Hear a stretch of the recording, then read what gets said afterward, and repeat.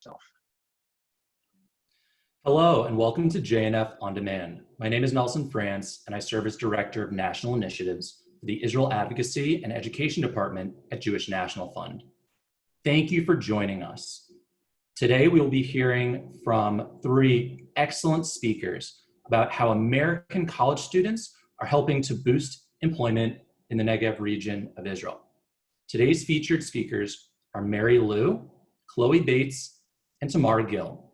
Mary Liu from Columbia University spent a service year working with impoverished rural communities in China and Thailand following her second year at West Point.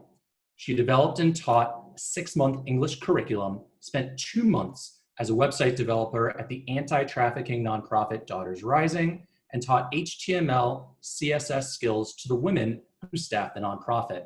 Previously, Mary has interned as a data engineer at JP Morgan and Chase, and as a research scholar at Columbia's Data Science Institute. Recently, she was named a Schwartzman Scholar and a Social Enterprise Summer Fellow by Columbia Business School. Mary is an alum of Jewish National Fund's Caravan for Democracy, Student Leadership Mission to Israel. Chloe Bates from the University of Maryland founded her own business, Chloe Bates Creative, during her freshman year of college, and has worked remotely as a freelancer with 8 different clients in a wide variety of sectors, including hospitality, tourism, higher education, NGOs, and more. To date, Chloe Bates Creative has earned more than $7,000 in revenue, and her multidisciplinary background in art and technology is the source of her expertise in creating a remote business, marketing, and public relations. Chloe was adopted from China as an infant and raised by a Jewish family in Baltimore. She always seeks opportunities to better understand her identity as a Jewish Asian American. And Tamar Gil. Tamar grew up in Norway and New York City as a daughter of a diplomat, served in the IDF, and now lives in Beersheba, where she is involved in an NGO that seeks to attract and retain young and talented populations to the Negev by ensuring quality employment and a cultural renaissance. She has partnered with Jewish National Fund's Lauder Center for Employment, which was dedicated in 2015, and is providing comprehensive career services to students and alumni of area universities and helping employers find the right people. The center is already serving over 300 employers and creating meaningful networks to assist in reducing the technology sector's reliance on the overcrowded and overpriced Tel Aviv metropolitan area. As you may have heard before, there will be time for questions after the remarks from our speakers. If you have questions, all you need to do is type it into the chat box, and I'll be sure to ask them of our speakers after the presentation. To start things off, I'm going to turn things over to Tamar. Tamar, thank you for joining us. We know that today being Yom HaZikaron is a very meaningful day for the people of Israel, so we appreciate you joining us to talk about employment. Could you please tell us about the connection between Eretz IR and the Lauder Employment Center, as well as a quick update on the current state of Israeli employment? Sure. Nelson, thank you for having me. Thank you all for being here.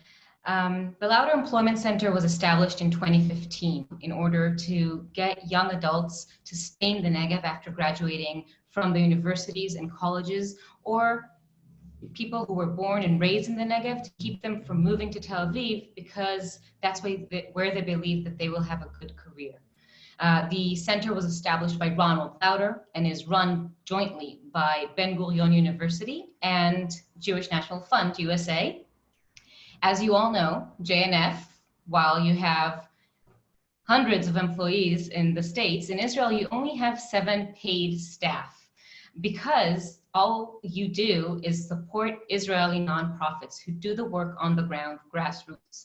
That is where the partnership with Eretz IR, which translates into country, city, and that is the nonprofit that I work for, promoting cities in the Negev and the Galilee and the quality of life in them to ensure that more people will live there. That's where this partnership with Jewish National Fund began, when we were chosen to run the Lauder Employment Center for you. Now, even before the times of Corona, the state of employment in the Negev was very, very hard. It was about 15% higher unemployment rates than in the center of the country.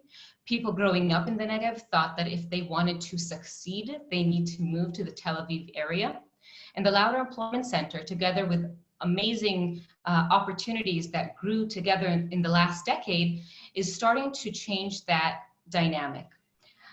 Blueprint Negev, JNF's roadmap to get 500,000 more Israelis to move to the Negev, to build families in the Negev, is looking at all quality of life, everything that has to do with it, from education to community building to parks, and also to employment. We are the economic arm of Blueprint Negev because we understand that if people don't have a job, then they can't move to the Negev. The Lauder Employment Center is doing two main things. The first is working with employers, and the second is working with young adults looking for a job. The employers, we help human resource directors of the leading companies in the Negev. You may have heard of SodaStream, small company, or Dell EMC, or Intel, or so many other companies that are thirsty for young employees, but they are having trouble recruiting people from the Negev colleges because these young adults don't have experience yet. So the Lauder Employment Center initiated the Lauder Center Fellowship Program for engineers. And this is where we subsidize 2 months of salary for young college graduates to make sure that they get the experience that they need in Negev companies so that they will stay in the Negev and work in the Negev. We also guide human resource directors in how to sell not just the job, but also the Negev as a whole. And I'll give a small example. Dell EMC, Dell has 4 branches in Israel. The one with the highest job satisfaction among employees is in Beersheba. Yet the one that has the hardest time attracting employees is the one in Beersheba, because it's not hard to sell Tel Aviv to someone.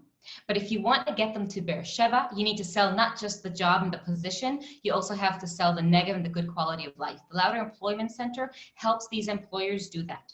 The second aspect of our work is working with young job seekers, helping them to learn how to conduct interviews, how to write a CV, what kind of job they're looking. We're giving career consulting, and we're also helping them create these groups and networks in order to start getting many, many job opportunities. That was BC, before Corona.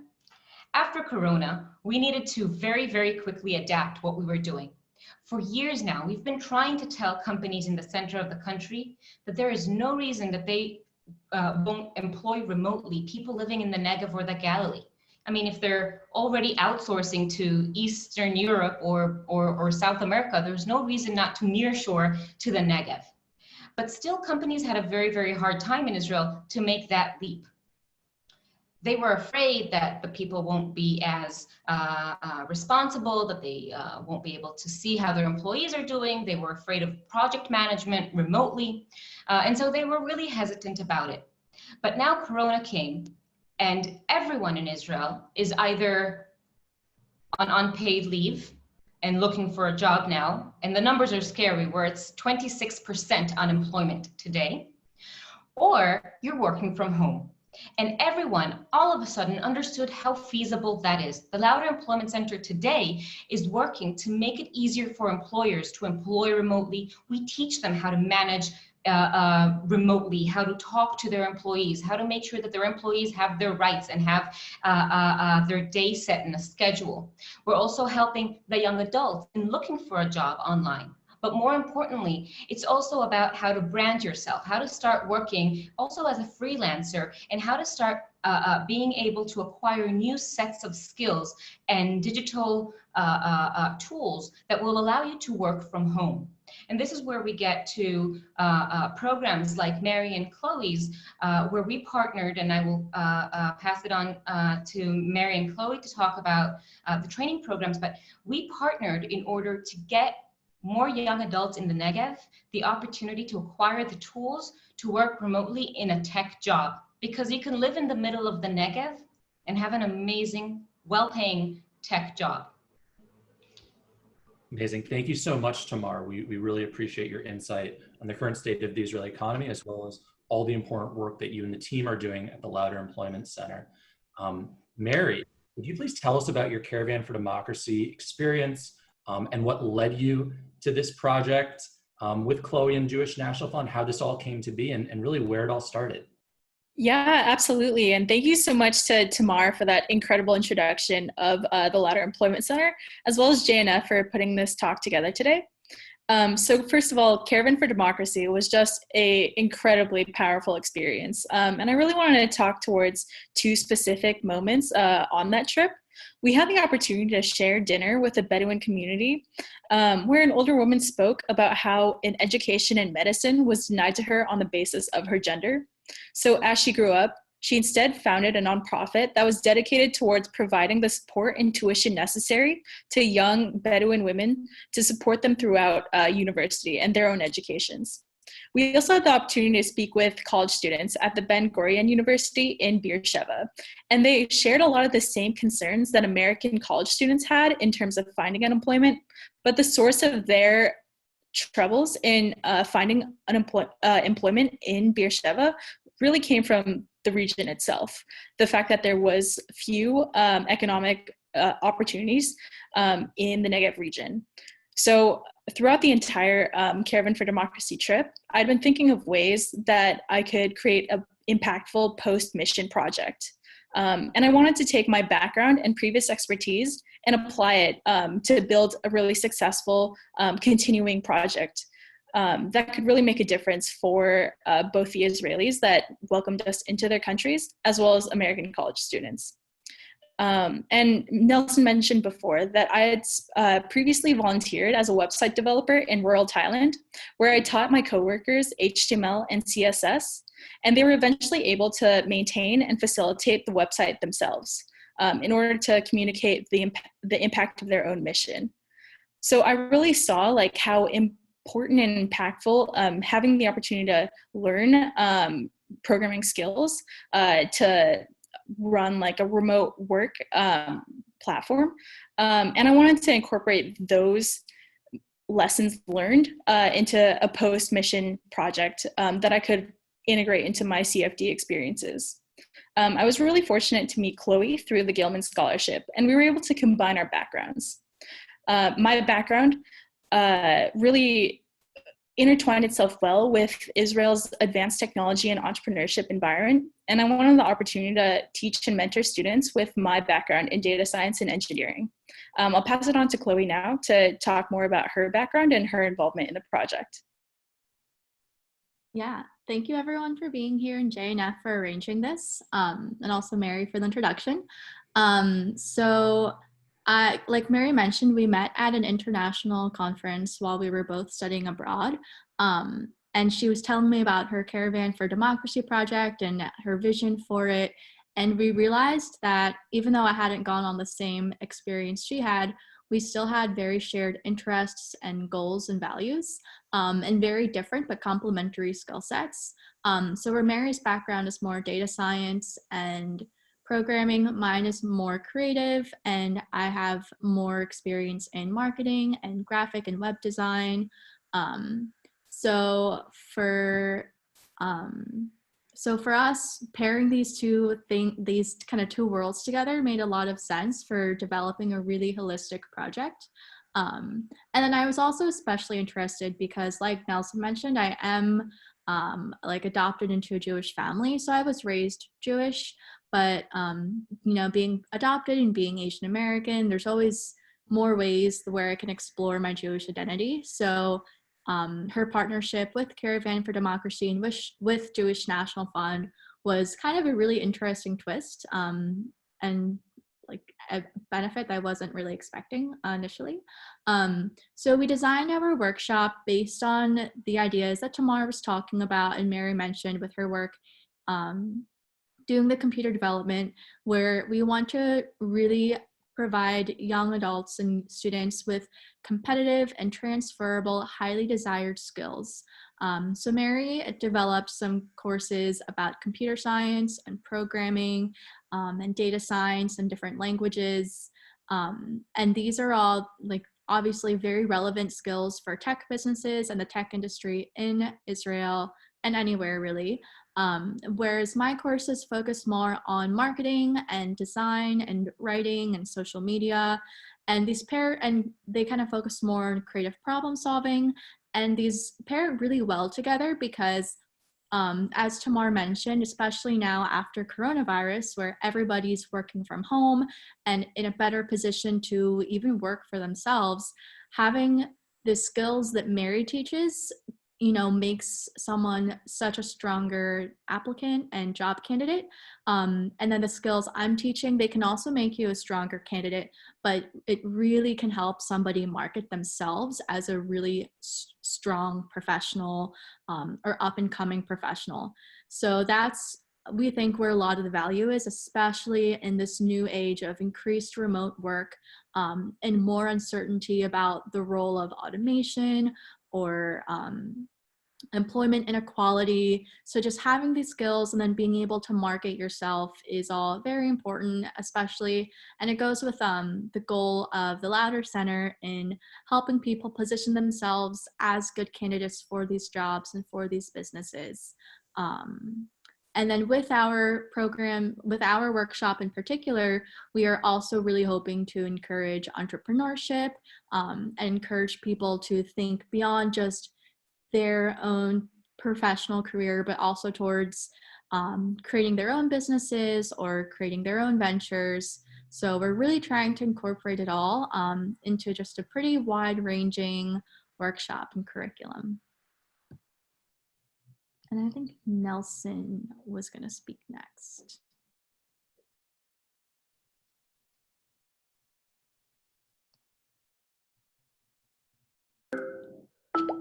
Amazing. Hold on just one moment. Sorry, I'm getting a phone call here. My apologies.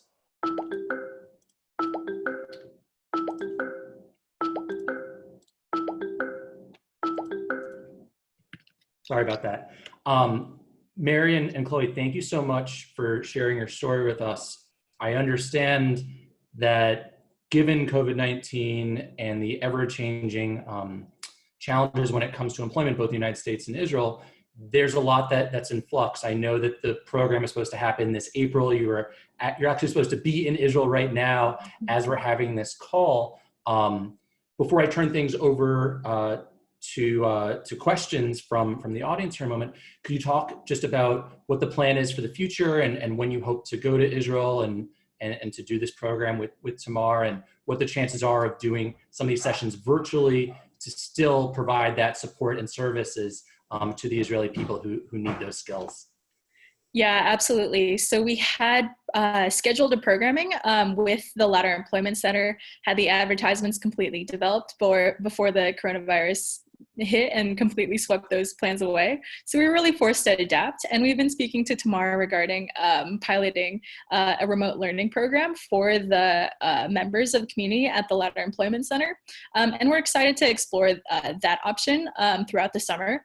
But as of right now, although we can try our best to plan for the future, it's really dependent on what the government travel restrictions really hold for the future. So hopefully the situation's contained as fast as possible and as effectively as possible so that we can conduct these classes in person, but in a safe way as well.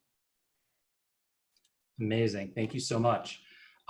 If you have questions for our presenters, please do type them into the chat box here so that we can answer them.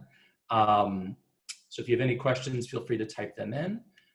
Tamar, you had mentioned before the challenges within the Negev before Corona, and that those challenges have only continued with the current challenges, health and economic. Can you talk to what you foresee in the future once we, quote unquote, get out of this and are able to return to normal? So I don't think that when we talk about returning to normal, we're talking about the previous normal. The new normal is going to be different. I believe that many, many more employers are going to continue hiring remotely. More institutions, whether they are elementary, high school, or colleges or some smaller outside courses will continue to do this remotely, because we're seeing how much of the employment inequality this remote technology is allowing to reduce. And so we believe that this is what's going to continue to happen. At the same time, we also believe that a lot of the factories and the industry that will continue to go on will have to make the necessary changes that they were going to do anyway, but it will just speed up. So factories and industries, they were moving to a lot of robot and machine operating today, and many people had to change their jobs in order to adapt to the new job market. And this is just going to speed up. And so more young adults in the Negev are going to learn new positions that they didn't know before. There's going to be more machine engineers, more robotics engineers. There's even going to be a new,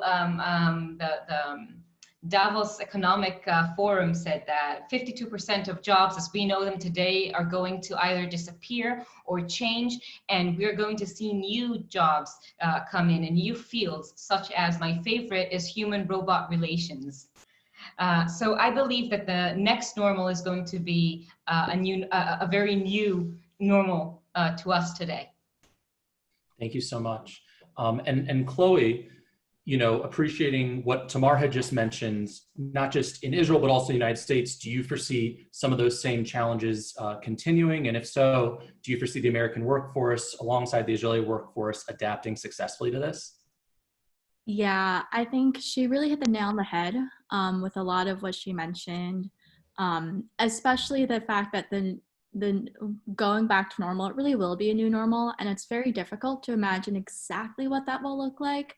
But I do think that with the sudden shift of everything needing to be online, this will really kind of force a step back into a more human touch on things, just at a distance. So I know obviously like automation and robots and AI, that's such a big preoccupation, and that's where so much of technology is moving.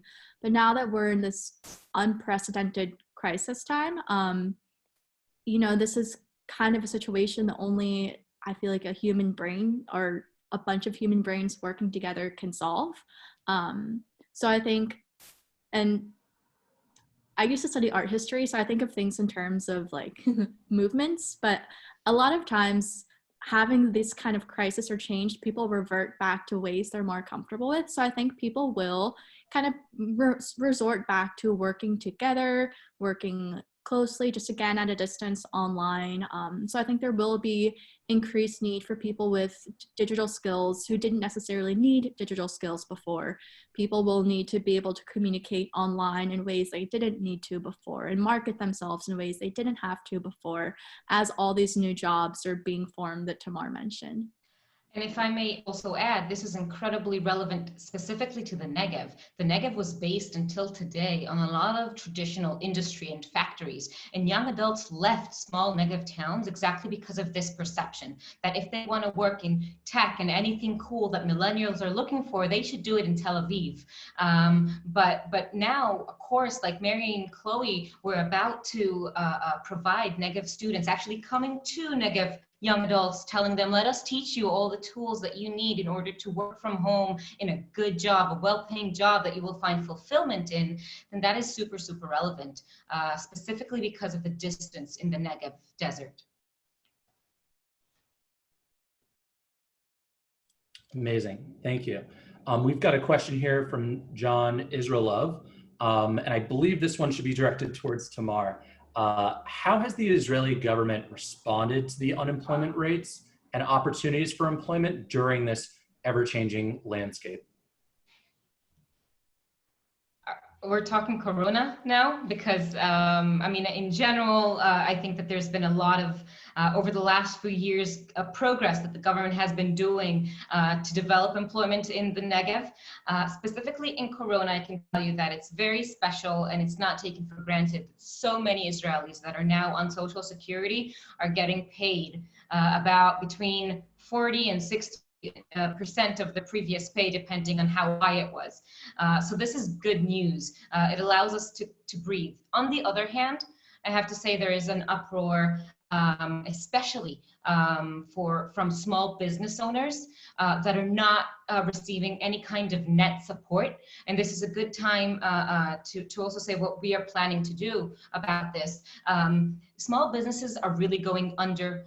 this is a huge crowd that is going to look for a new, that not all will be able to rebuild their business, and they might need to look for a new career. And the Lauder Employment Center and Jewish National Fund, together with Western Galilee Now, are looking at ways of helping small business owners, both in the north and in the south of Israel, trying to unite them, organizing them. There's no one small business association in Israel. There's a lot of smaller organizations giving different tools and services to small businesses. A lot of different government offices working, but there's no one big organization working with local authorities and with municipalities, etc. So Jewish National Fund is now starting to work on establishing a small business association. And if anyone is interested in hearing more about that, this is going to be very big in the upcoming months and years. Thank you for that. I know how important the SBA, Small Business Administration, is here in the United States, so I can only imagine the impact it will have for both the land and people of Israel when Jewish National Fund, along with you and the Lauder Employment Center, are able to get that up and running. Now, want to shift focus for a moment and go back to Caravan for Democracy. Mary Liu, one of our presenters today, is one of 450 dedicated Caravan for Democracy student leadership mission to Israel alumni. Caravan for Democracy is Jewish National Fund's fully subsidized leadership mission to Israel for college student leaders beyond the Jewish faith who've never visited Israel before. And we're currently in recruiting season for this December's mission. So if you know of eligible participants or want to learn more about Caravan for Democracy, please visit www.jnf.org/caravan. It's important to note that even with everything going on in the world, Caravan for Democracy is planning to run this December. We know the impact that this program will have on the Israeli economy, on flights, on hotels, on restaurants and small businesses, both in the north and the south. And so for us, we are fully committed to running this December's Caravan mission. And so again, if you have people who you think may be interested in this program, please encourage them to apply. And if you're interested in learning more, please do check out our website. With that, I'd like to turn things back over to Tamar, who's going to help wrap things up for today's JNF On Demand program. Tamar? Yes. So thank you again, Nelson. Thank you, Chloe. Thank you, Mary. And thank you all for joining us today. The Lauder Employment Center has been working tirelessly over the last 5 years to create employment for young adults, because we really believe that if we want Israel to stay strong, we have to make sure that young adults see all of the country as their potential home, including small towns in the Negev and small towns in the Galilee. We've been working to replicate the Lauder Employment Center to the Galilee before the coronavirus began, and we're now continuing these plans by working with small businesses in the north, and we're going to go forward with this all of the this coming year. I wanted to thank you all for being so involved in JNF. I know that you are all giving so many hours of your time, so much of your resources to JNF. I would like to invite anyone who would want to learn more about the Lauder Employment Center, to support programs such as Mary and Chloe's, to give more tools to young adults in the Negev, to make sure that they get a good job so that they can afford to live in the Negev or the Galilee. I would love to speak with each and every one of you, send you more information. We would love to have any support that you could give for these programs. Last word, it really is a support that lasts for a lifetime of a person who gets a new job, a new career, a new understanding of what they can do in life. Thank you so much again. Thank you. And with that, that concludes our JNF On Demand for today. Please do visit www.jnf.org/ondemand to learn more about future programming. Thank you and have a good rest of your day. Thank you.